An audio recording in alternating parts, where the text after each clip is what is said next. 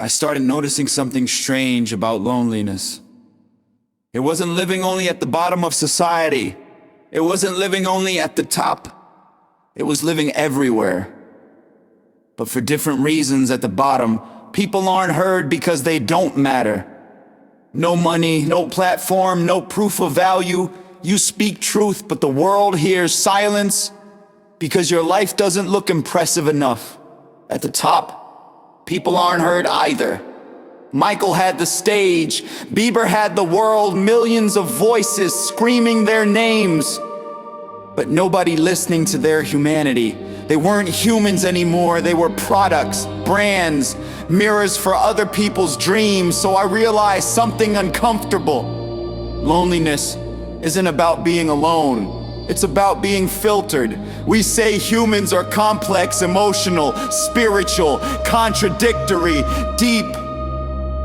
But the world doesn't interact with humans. It interacts with versions of humans. We are Hue-Man, not just man. Hue, color, spectrum. Every person is a full range of frequencies. Anger and softness, logic and intuition, light and shadow, silence and sound, body and spirit. But society doesn't allow the full spectrum.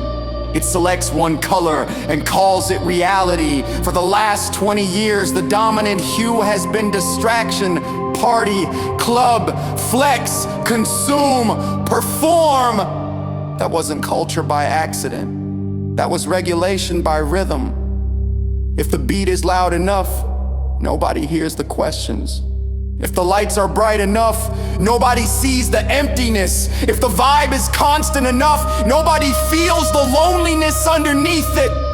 So the middle of society, the place where culture is shaped, kept amplifying one frequency. Not truth, not depth, not healing, just escape.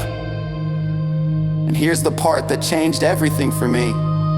When you live as a full spectrum being in a narrow spectrum world, you become invisible. If you're too deep, you're called dramatic. If you're too quiet, you're called boring. If you're too spiritual, you're called delusional. If you're too honest, you're called negative. If you're too complex, you're called confusing. So most people do something tragic without even realizing it. They compress themselves, they shrink their color to fit the world's palette.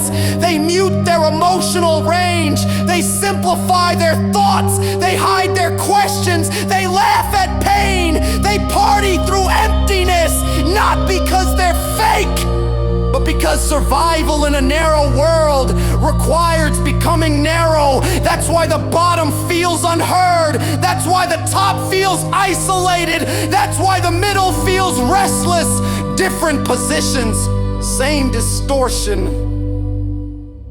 So when we talk about the trust deficit, it's not just political, it's not just economic, it's spectral. We don't trust each other because we never see each other fully. We trust roles, statuses, labels, identities, followers, net worth.